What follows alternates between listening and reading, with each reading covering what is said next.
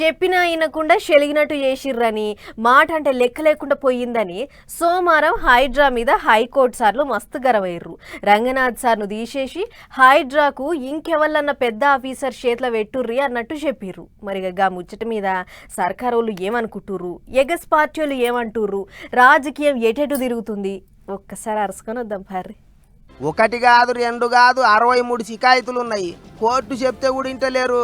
హైడ్రా చీఫ్ను మార్చుండ్రి, వేరోళ్ళను పెట్టుకోండి అని కోర్టు సార్లు తీర్పిచ్చేటాలకు తెలంగాణ రాజకీయాలల్లో గట్టిగానే అవుతుంది ఇప్పుడు రపరప.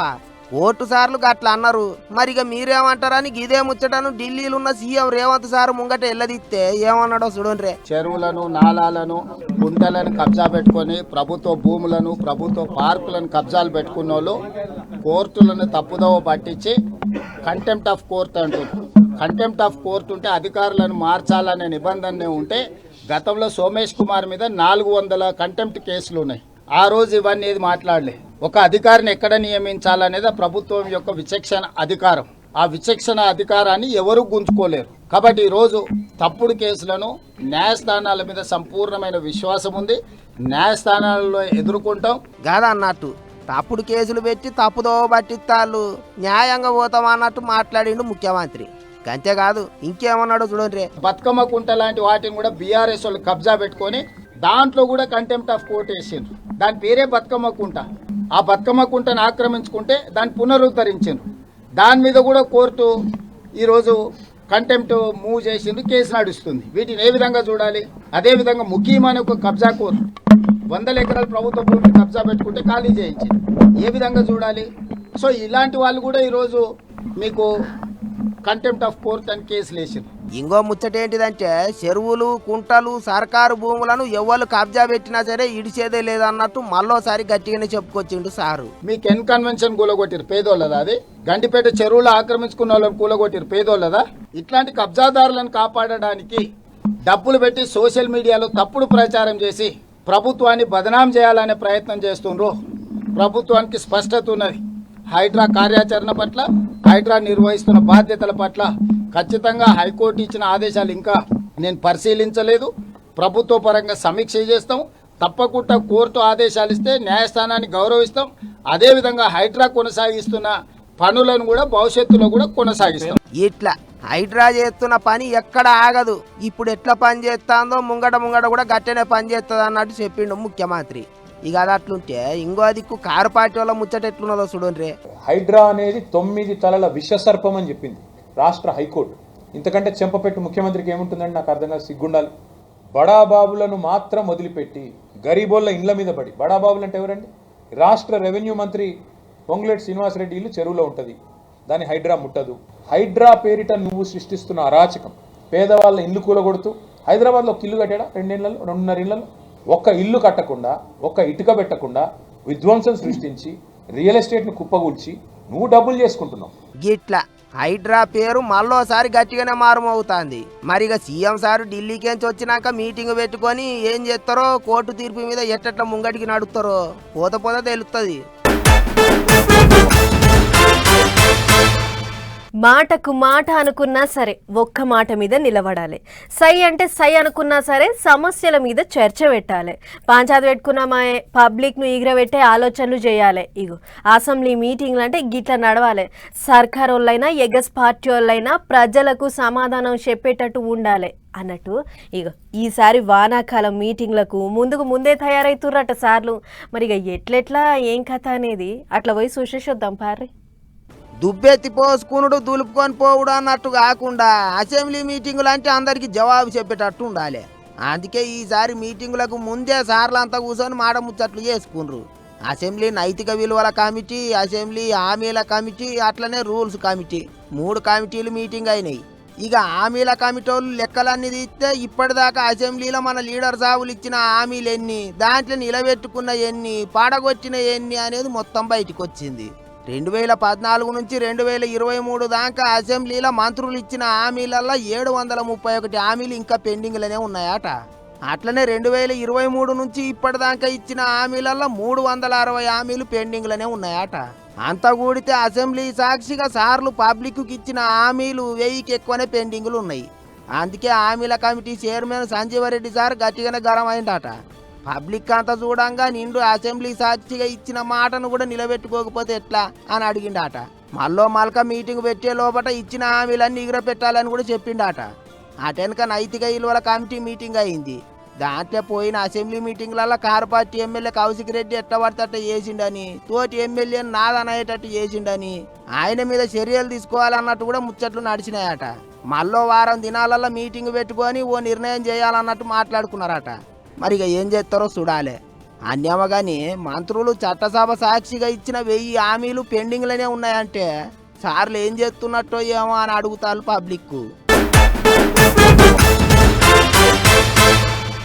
ఎంత తిప్పలవాడి వ్యవసాయం చేసినా సరే పంట చేతికి రాకపోతే ఎట్లుంటుందో బగ్గ చదువుకుని పరీక్ష రాసినాక గా పరీక్ష పేపర్ లీక్ అయితే కూడా అట్లనే ఉంటుంది. అందుకే పరీక్ష పేపర్లను లీక్ చేసేటోళ్లకు గట్టిగా బుద్ధి చెప్పే ఈగ్రమే చేసిర్రు సెంటర్ సర్కార్ వాళ్ళు.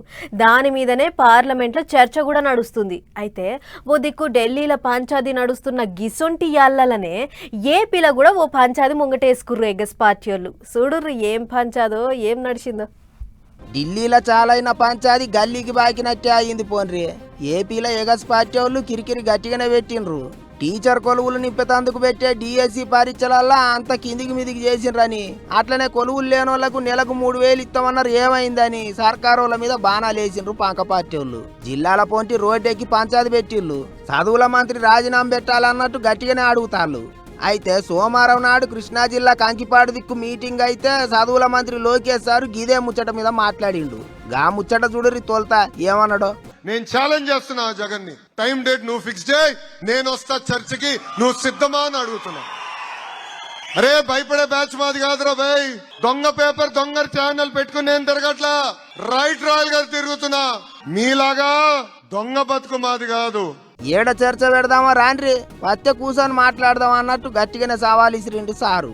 ఇక ఈ ముచ్చటకు పంక పార్టీ వాళ్ళు ఏమంటున్నారంటే, ఆరోపణలు నీ శాఖలో తప్పుడు రిక్రూట్మెంట్లు జరిగినాయి అని చెప్పని కోర్టు ఎంక్వైరీకి ఆదేశిస్తే మీరు ఎలా ఉంటారు? మీరు ఏ ముఖం పెట్టుకుని ఉంటారు? మీరు పైగా ఇంకా జగన్మోహన్ రెడ్డి గారు రమ్మన్నారు. నేను వస్తానయా అని చెప్తున్నా.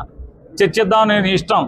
స్పోర్ట్స్ కోటా మీద చర్చిద్దామా, లేదా పరీక్ష విధానం మీద పేపర్ ఇచ్చేవాడు, పేపర్ తయారు చేసేవాడు, పేపర్ దిద్దేవాడు, పరీక్ష పెట్టేవాడు అన్ని ఒక అధికారిని ఉంచుకుని ఎలా పరీక్షలు పెట్టావు? అది తప్పు కదా. మంత్రి సారు సవాలుకు మాజీ మంత్రి సాయి అన్నట్టు మాట్లాడిండు. గిట్లా డిఎస్సి పరీక్ష మీద 2 దిక్కులకు నడమ లడాయి లాగాతారా అవుతుంది. చదువుల మంత్రి రాజీనామా పెట్టాలని ఎగస్ పార్టీ వాళ్ళు అంటుంటే ఉత్తపుచ్చిగా బొబ్బ చేస్తాలని గరం అవుతుర్రు సర్కారు వాళ్ళు. డిఎస్సి పరీక్షలలో ఎసోంటి తిరకాసు కాలేదు, బట్టగాల్సి మీద ఎత్తాలని కోపానికి వస్తుండ్రు. మరిగా ఎవ్వరం ఇంకెంత దూరం పోతుందో ఏమో చూసుకుంటూ పోవాలి. మామూలుగా ఊర్ల పుంటి ఓ బస్టాండ్ కడితేనే దాని పనులు ఎట్లయితున్నాయి, పరదా గుంజే కార్యానికి ఎవరు రాబోతుర్రు అని ఎదురు చూస్తుంటారు జనాలు. అదే గాలి మోటార్ డిపో కడుతున్నారంటే ఇక చిన్న ముచ్చట్న వచ్చే పెద్ద సుట్టాన్ని ఎట్లా అరుచుకోవాలి, ఎట్లా తుర్తి చేయాలి అని ముందు నుంచే అంతా తయారవుతారు. ఇక గిట్లనే చేస్తున్నది ఏపీ సర్కారు. ఇక చూడుర్రి భోగాపురం విమానాల స్టేషన్ చాలు చేసే కార్యానికి ఎట్లా తయారవుతుర్రు.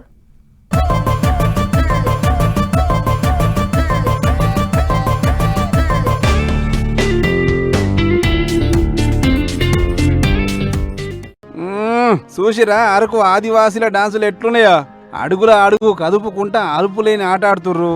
అవు గాని భోగాపురం ఎయిర్పోర్ట్ ముచ్చటని చెప్పి ఇదేదో డాన్సుల వీడియో చూపిస్తున్నారేంది అని పరిశానేం కాకురి.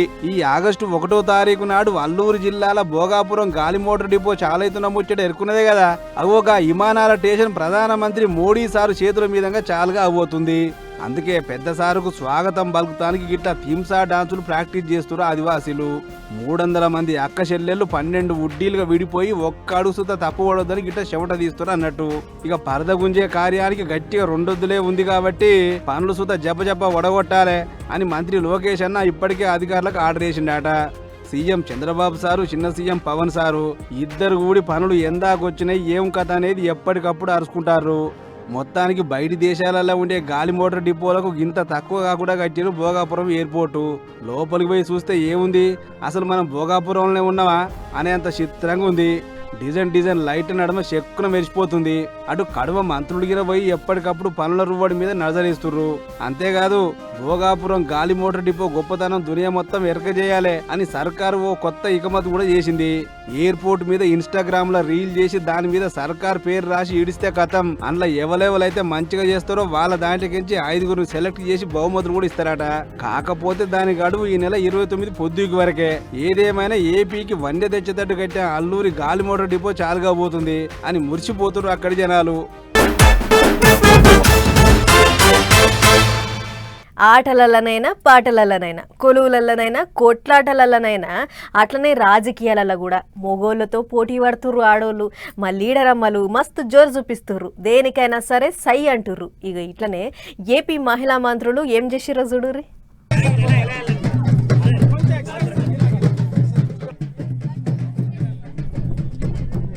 అడవి బిడ్డలతోని కలిసి కాలు కాదిపిన్రు, ఆడి పాడిన్రు. అక్క చెల్లె అవ్వ తాత అనుకుంటా అందరిని పాయిరంగా అరుచుకుండ్రు. మహిళా మంత్రులు అంటే మరి ఆ మాత్రం జోరు చూపియాల్సిందే. ఇక అసలు ముచ్చట్లకు పోతే ఏపీ హోంమంత్రి అనితక్క, గిరిజన సంక్షేమ శాఖ మంత్రి సంధ్యారాణక్క ఇద్దరు అల్లూరు జిల్లా పాడేరు మండలంలో ఉన్న సప్పిపుట్ట అనే గూడెం దిక్కుపోయిల్లు. చెట్లు పుట్టల పోంటి గట్లు బండల పోంటి 8 కిలోమీటర్లు ప్రయాణం చేసిల్లు. ఇక అక్క చెల్లెన్లోలే మంత్రులు వచ్చిండ్రు అని ఆదివాసి ఆడబిడ్డలంతా మంచిగా అరుచుకుండ్రు. వాళ్ళతోని కలిసి గిరిజన నృత్యం చేసిండ్రు. ఓ దిక్కు మీదికేంచి సిటపట వాన పడుతున్నా సరే మంత్రులు వెనకకి తగ్గలేదు. చెత్తిర్లు పట్టుకొని మరి ముచ్చట్లు చెప్పిర్రు. అడవి బిడ్డల బతుకు తెరువుకు పనికొచ్చే మొలకలు నాటిచ్చిర్రు. సీతాఫలము, అవకాడో, రాజ్మా గింజలు పంచిపెట్టిర్రు. అంతేకాదు గంజాయికి దూరం ఉండాలి, ఎవరైనా తెలిసి తెలియక మొలకలు పెంచినా పోలీసు వాళ్ళకు షికాయతు చేయాలన్నట్టు కూడా చెప్పుకొచ్చింది హోంమంత్రి అనితక్క. ఏమైనా మహిళా మంత్రుల జోరు చిన్నగా లేదు పోర్రి అనుకుంటారు ఇప్పుడు అందరూ. ఆఫీసులలో నీడ పట్టున్నే మీటింగులు పెట్టుకోకుండా బండి కట్టుకొని ఏ మూలకైనా వెనకకు తాగకుండా పోతాళ్ళు. అట్లుండాలి మహిళా మినిస్టర్లు అంటే అని అంటారు ఇంతమంది.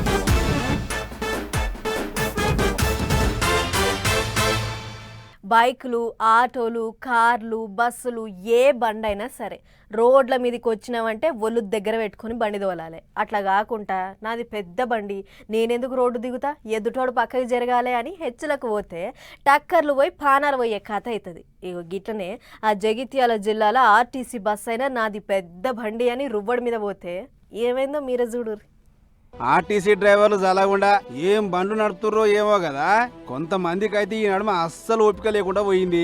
అసలు ముచ్చట ఏంటంటే జగిత్యాల పట్నం 50 రోడ్ల ఆర్టీసీ బస్ డ్రైవర్ చేసిన ఉద్దారకం చేయంగా పెద్ద టక్కరే అయింది.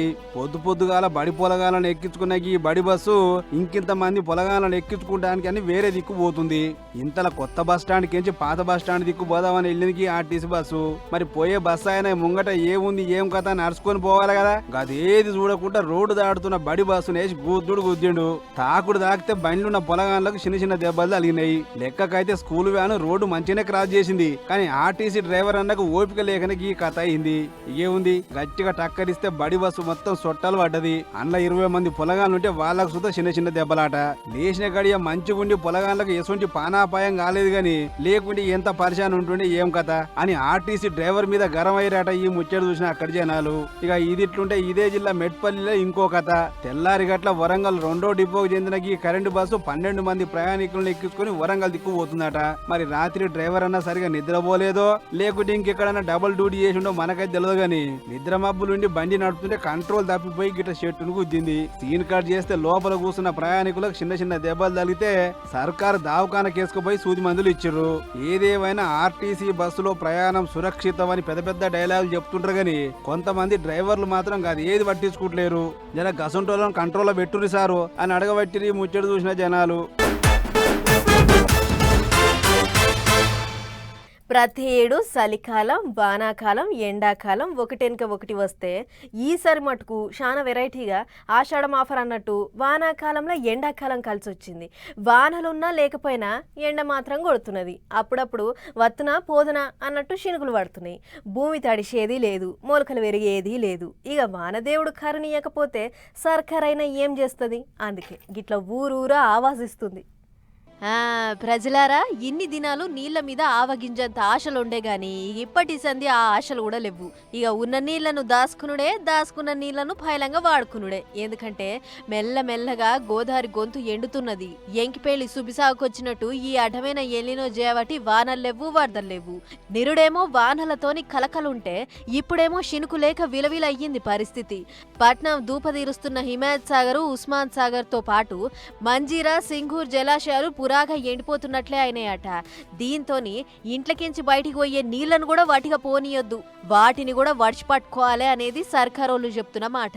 హెచ్చరికలు జారీ చేసిన నేపథ్యంలో తెలంగాణ రాష్ట్ర ప్రభుత్వం మన ముఖ్యమంత్రి రేవంత్ రెడ్డి గారి యొక్క ఆలోచన మేరకు మనము రాష్ట్ర వ్యాప్తంగా జలశ్రీ కార్యక్రమాన్ని తీసుకోవడం జరిగింది. ఈ జలశ్రీ కార్యక్రమం ముఖ్యంగా పడుతున్నటువంటి ప్రతి వర్షపు నీటి బొట్టును ఒడిసిపట్టి మరి భూమిలోకి ఇంకించడం అనేది మన ముందున్నటువంటి ప్రధాన కర్తవ్యం. తద్వారా నీటి మట్టాన్ని పెంచడం, ఉన్నటువంటి భూగర్భ జలాలను కాపాడుకోవడం, కరువు ప్రభావంలో కూడా కరువు తీవ్రంగా ఉన్నప్పటికీ మరి నీటి ఎద్దడి రాకుండా ఉండేందుకు గాను మనం ఈ జలశ్రీ కార్యక్రమం చేపడుతున్నాం. ఏంటిరా ఎల్లినో చేయబట్టి మొత్తం కరువు కాలమే దాపరమైంది. అందుకే ఉన్న నీళ్లను ఫైలంగా వాడుకొని వాన నీళ్లను ఇంకుడు గుంతలకు ఇంకేటట్టు చేయాలి అనేది మంత్రి మేడం చెప్తున్న మాట. అట్లని ఇది ఒక్కల్లో కాదు, పట్నం జనం అంతా బాధ్యత తీసుకోవాలి. అట్లయితే తప్ప మన నీళ్ల తిప్పలు తీరేటట్లు లేవు అనేది గవర్నమెంట్ వాళ్ళు చెప్తున్న ముచ్చట.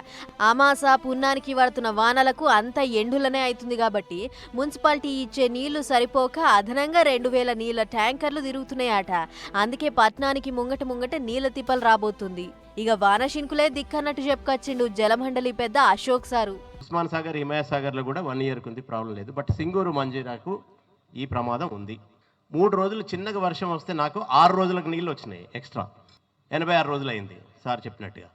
రోజు ఆకాశం దిక్కు చూస్తున్నాం, ఎక్కడన్నా ఆ ఊళ్ళల్లో వర్షం పడుతుందా, ఆ మెదక్ సంగారెడ్డిలో పడుతుందా, నారాయణఖేడ్లో పడుతుందా, అక్కడ వర్షం పడ్డదంటే ఇక్కడ మేము సంబరాలు చేసుకుంటున్నాం, అట్లీస్ట్ నీళ్ళు ఇంకొక 20 రోజులకే వస్తాయని.